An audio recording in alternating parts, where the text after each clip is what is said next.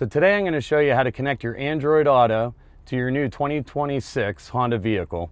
So here's how you do it. You go into the settings tab on your phone and go into connected devices, hit Android Auto. I had my Apple CarPlay connected before. We're just going to connect new device, search for devices, and there's the Pixel 9. Continue connecting.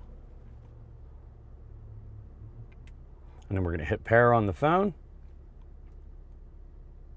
and hit allow for your contacts to transfer over. We're going to hit yes. And for the Androids, you may have to just hit that Android Auto icon right there. Hit continue on your phone, continue on the screen, and there we have it. And now you're connected to Android Auto. And you can just silence the phone, set it down below on the wireless phone charger.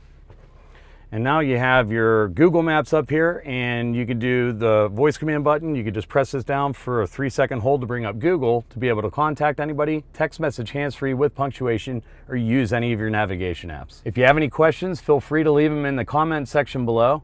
And also feel free to visit us right here on Route 30 in Greensburg. Ask for me, Justin Thompson, or visit us online at smailhonda.com. Thanks for watching.